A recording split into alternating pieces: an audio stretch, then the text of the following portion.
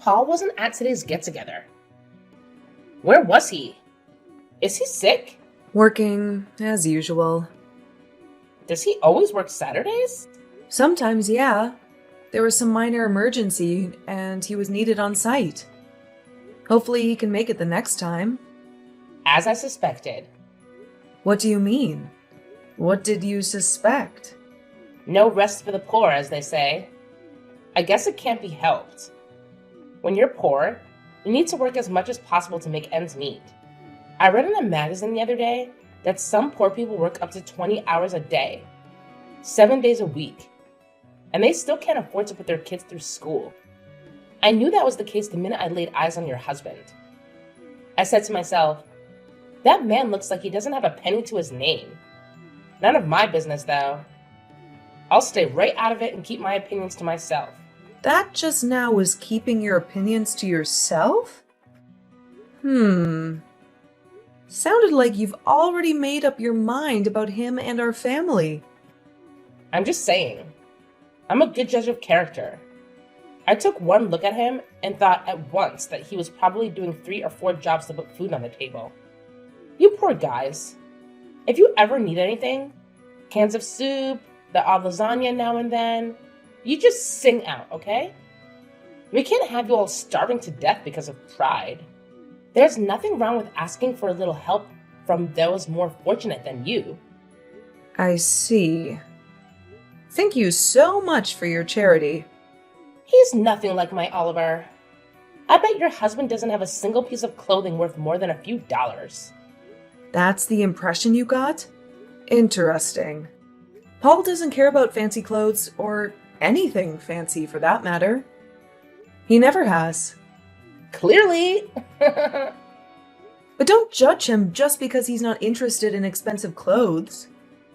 Steve Jobs used to wear his scruffy jeans and his skivvy to product launch events, where everyone else was in suits. He didn't care either. Janet, it's okay to dream, but to compare Paul to Steve Jobs, that's a bit of a stretch, isn't it? Don't you think it's just a bit forward to assume someone is dirt poor without knowing everything about them? Sorry. As I said, I'm an excellent judge of character. I only need one glance to sum someone up. That's just the way he looked. I'm sorry. I didn't think poor people had any feelings. What? Are you reading your own texts? What you're saying is borderline hate speech. Please stop insulting me. What's wrong with calling poor people poor? Do they get offended? What if I call the horse a horse?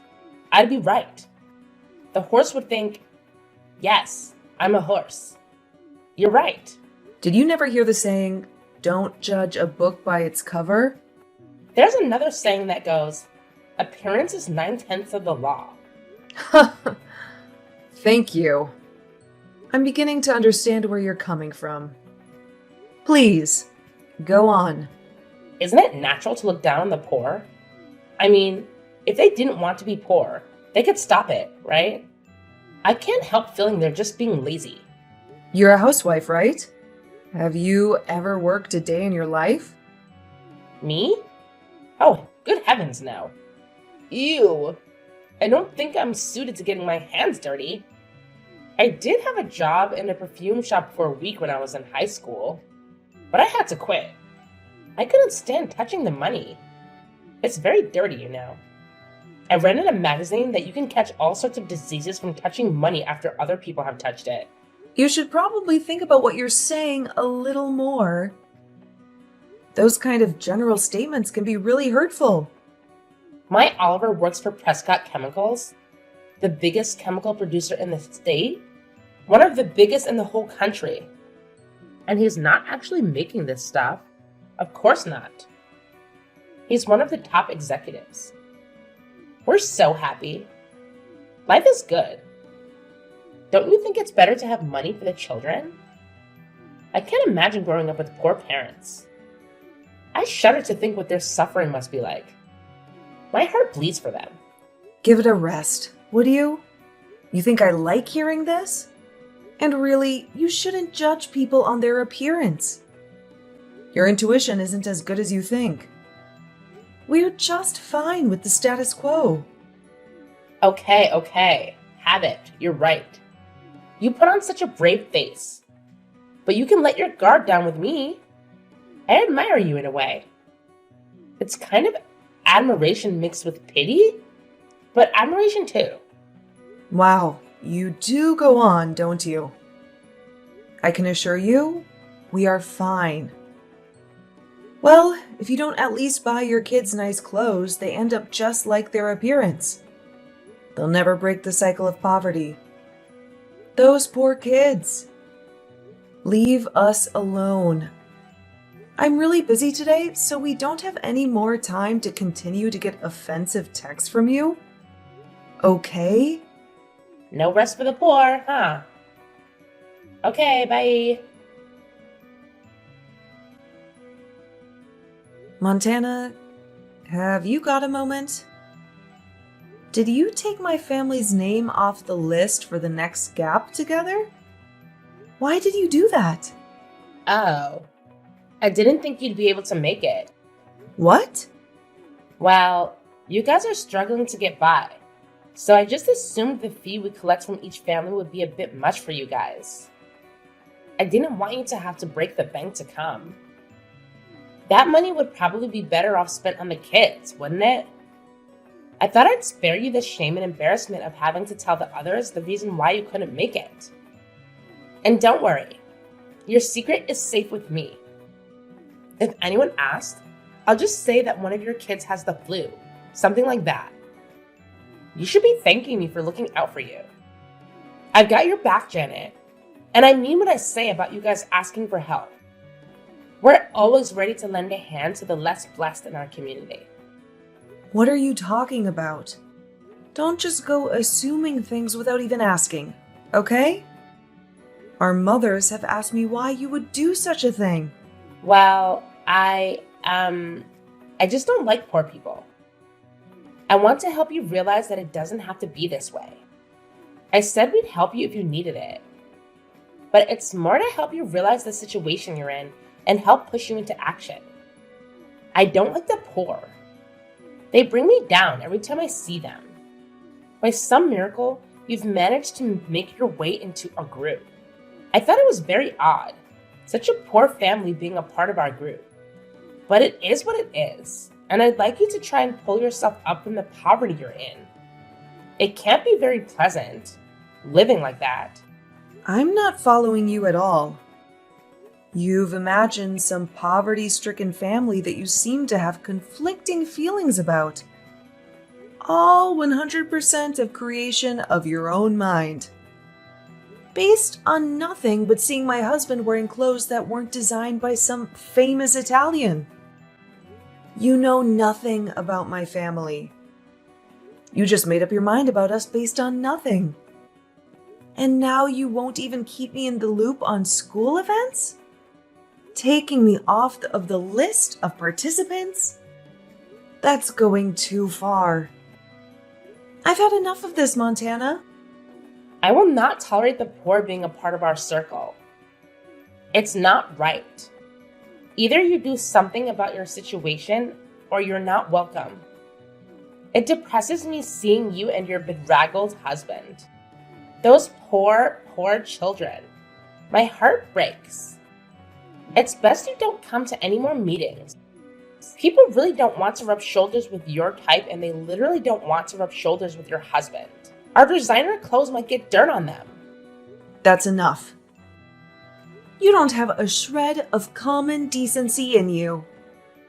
All this acting like you want to help, and then the next text you send is a direct attack on my family and your preconceived notions of how we live our lives. I could say the same about you. You could? How so? You're dirt poor, and yet you think you have the right to join our group. That's not how it works, Janet. You're being very presumptuous to think we would welcome someone of your low status into our group. Some of the families in our circle are practically local royalty. Have you ever seen the kind of cars the children are dropped off in? I still have no idea how you managed to send your children to our school. It's a total mystery. Is there some kind of outreach program? A secret scholarship for the poor that I'm not aware of? That really is enough. Your lack of grace and compassion is mind-blowing. How did you become such a snob? Mind-blowing? I think you'll find my way of thinking is the majority. I have the support of all the other mothers in the group. You're the lone wolf. Need I remind you that my husband is an executive at one of the biggest companies in the state? I did tell you that, didn't I? Your husband's job has absolutely nothing to do with how you treat other people. I think you'll find it does. We're the elite of the city. We have the right to exclude those who don't live up to the high standards expected of members of our group. What does your husband's job have to do with you having no common sense or decency? I'm failing to see the connection. What right do you have to say anything? Your husband works part-time at a 7-Eleven, right? That's the way he looks. He's the vice president of the company your husband works for. He's your husband's direct superior. Oh, really? That's a good one. Oh, Janet, that kills me. You really are in a terrible situation, aren't you? Poor and not all that right. I guess it's just a vicious cycle. The poor and the uneducated are doomed to be that way forever. It's just so sad. The poor have decided that that's the way the world works and they accept it. But don't you feel an obligation to do better for the children? It's not their fault they were born into a poor, stupid, and lazy family, is it? They're innocent. But I suppose poor parents raise children to be poor adults, and it just continues. Endlessly. Do you ever stop harassing people? Who gave you the right to talk to people like that? I'll say it again. My husband is the vice president of Prescott Chemicals. He's your husband's boss. What? Yeah, right. It's a family business. The whole company and all of its subsidiaries are owned by Paul's family. Did you ever ask what my family name is? I've seen it written on school lists before, but it's a common enough name. There are 2 or 3 other Prescott families that are in the school. Nothing out of the ordinary. And those families are rich. The kids are dropped off in McLarens and Bugattis. Those 2 or 3 families are all part of the same Prescott family. One of the fathers, Paul's cousin, is a board member, and one of the mothers, Paul's older sister, is the CEO of the pharmaceutical branch. There are actually 2 more families you may have overlooked. Margaret Wake. Of course I know Margaret. She's been the head of the PTA for the last 3 years. She's Paul's little sister. She's also a board member. Karen Evans. The area school commissioner? Paul's cousin. She also owns 30% of the entire company. Oh, God. I knew your husband was working there. I just didn't say anything. Paul says he's a great executive and a generally nice guy.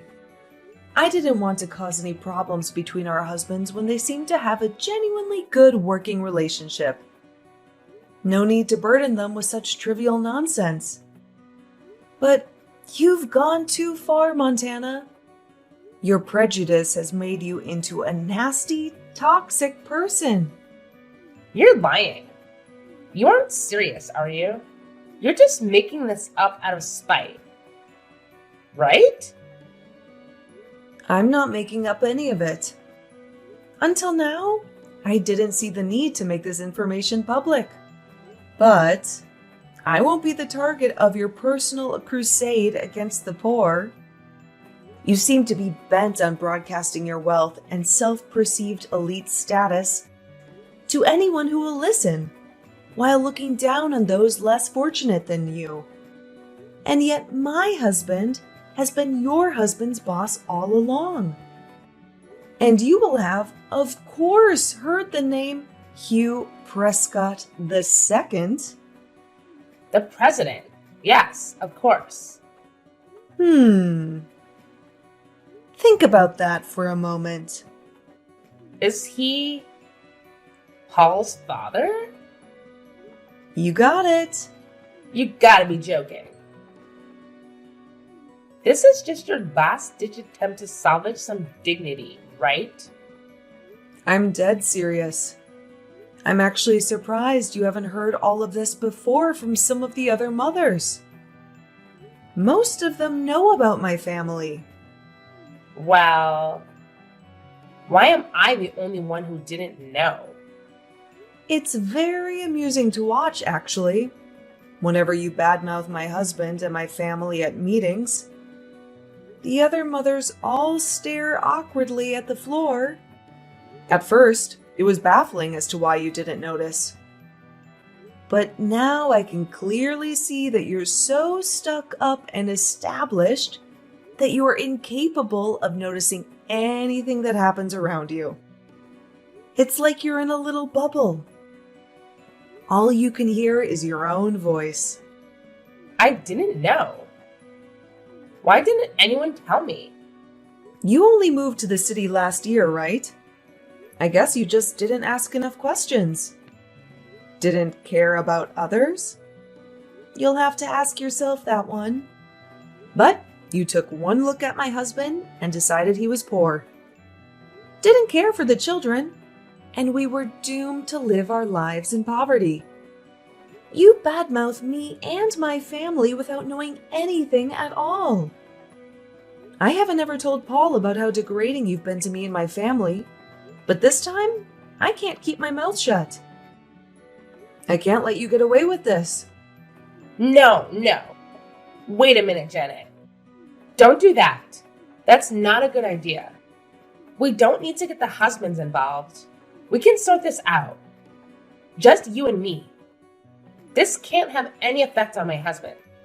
He hasn't done anything wrong. This is between you and me, right? Your husband has done nothing wrong. As I said, Paul and the rest of the board are very happy with him. He's an excellent worker. But I'm going to tell Paul about this. It's all here in your texts. And don't try to delete any of them. I've already taken screenshots of this entire conversation. I'm sorry. Please don't tell your husband. It'll open up a whole can of worms. Please, let's just talk about it. You and me. What do you say, Janet? Can a girl get a second chance? But it isn't just me, is it? There are other mothers who avoid you at all costs. What other things have you done to make people stay out of your way? People avoid me? Absolutely. And you haven't even noticed? Most other mothers don't want to be in the same room as you. You're living in a dream world where you can only hear your own voice. Nobody wants to be anywhere near you. Have you really not noticed that people say as little as possible? That everyone has an excuse to leave when they have to talk to you? I did think that the children in this town do get fever more than other places. Why do people avoid me? I'm nice to everyone. I'm always organizing school events. I thought I was popular. I'm wealthy, dress well. What's not to like? Just being rich doesn't automatically make you popular. Why would you think that? Most of the families that have children that are in school are wealthy. It's a level playing field, and yet you seem to think you're at the top. What makes you think you're better than everyone else? Or is it some insecurity that makes you want to assert dominance over those less fortunate? You thought my family was poor, so you focused all your attention on me. Did it make you feel better to be so patronizing? Oh, and Montana? Just one more thing before I let you go.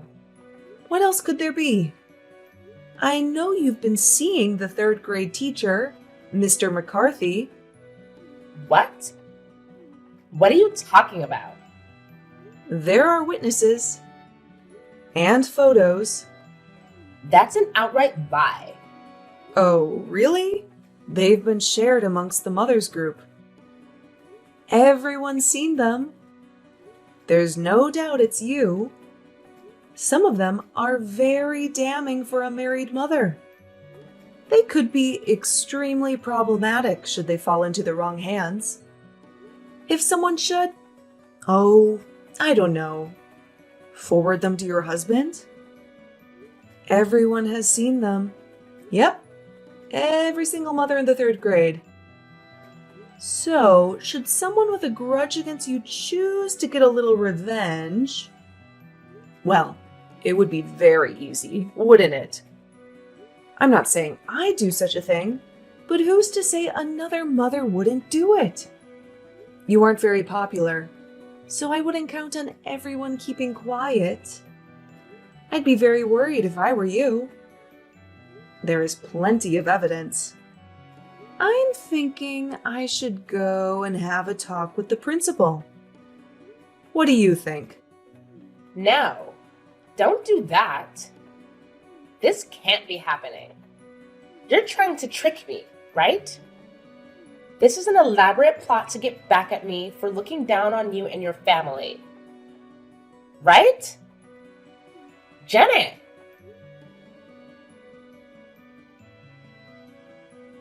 I'm afraid it's all 100% true.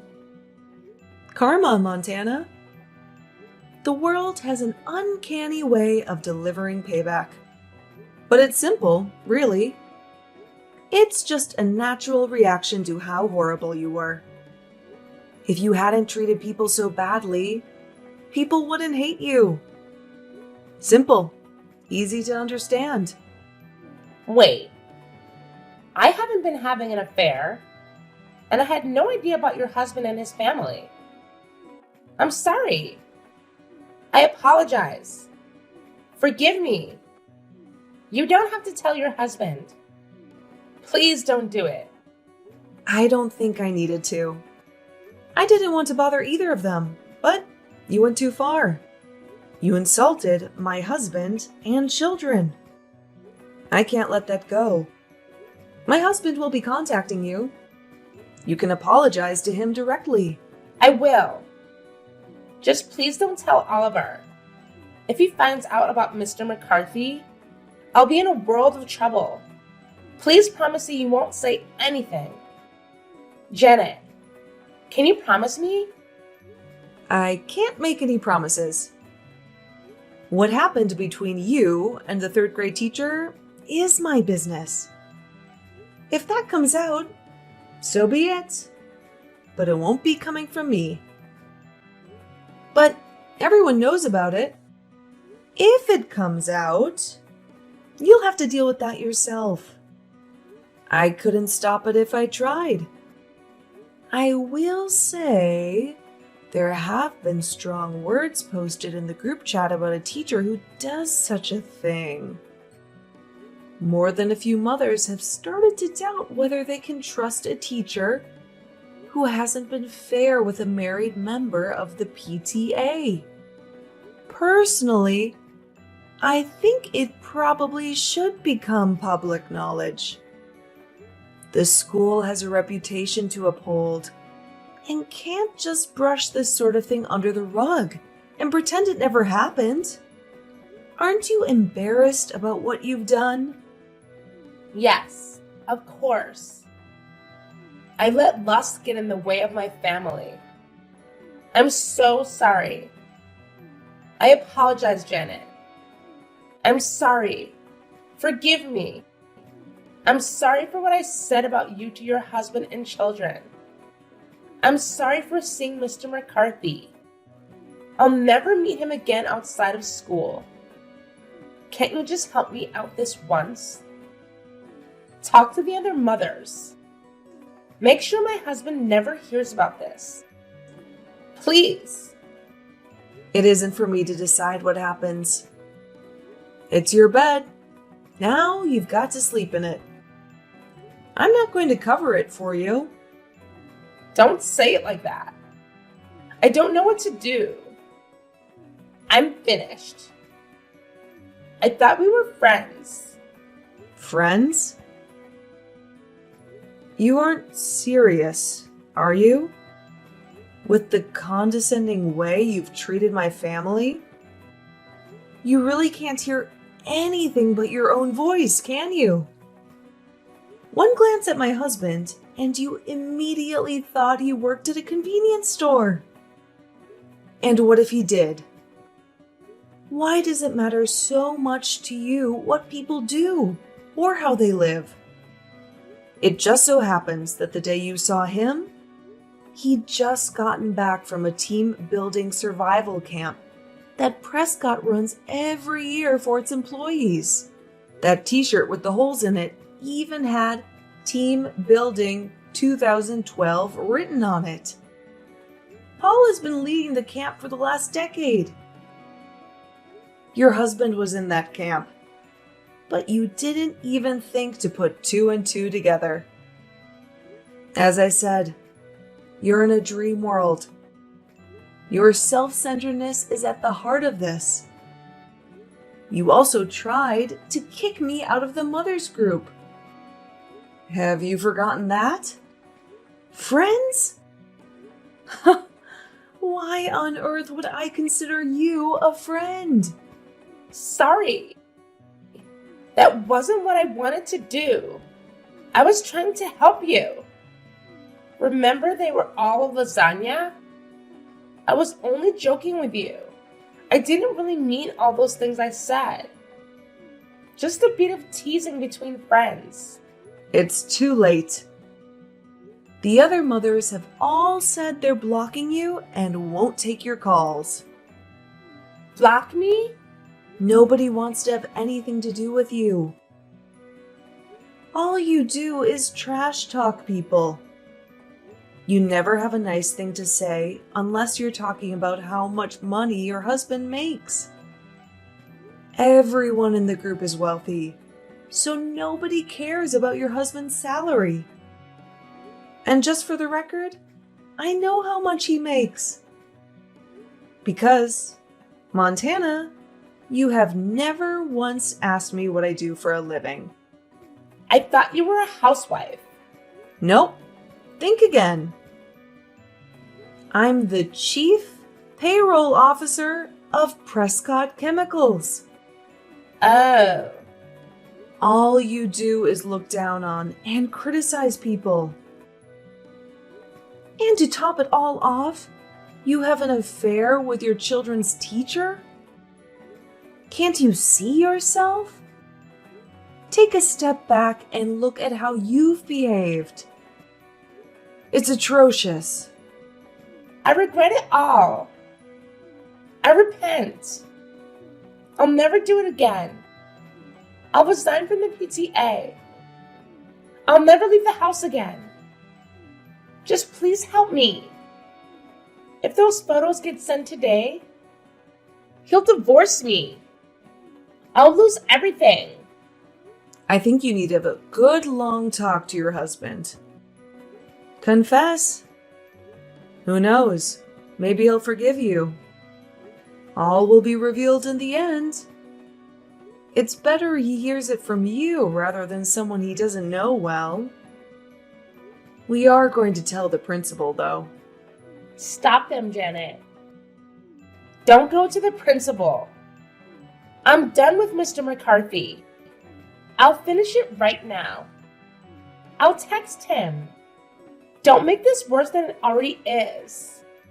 If people actually liked you, they might consider keeping it a secret. But it's too late. Goodbye. I'd say good luck, but I don't care what happens. I'm blocking you in 3, 2, 1.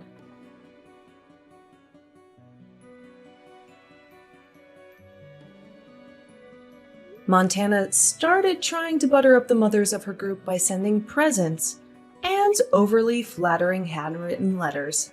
But it was all far too late. Because Prescott Chemicals and all of its subsidiaries were full of Paul's family members, the group soon found out that Isla's husband was just a regular chemical factory worker and not a high-ranking executive after all. And, as icing on the cake, her husband found out about her affair with the 3rd-grade teacher and filed for divorce. This whole story ended with her being kicked out of the house and losing custody of her children. Her extreme selfishness and prejudice to others came back to bite her. It really is true what they say. What goes around, comes around.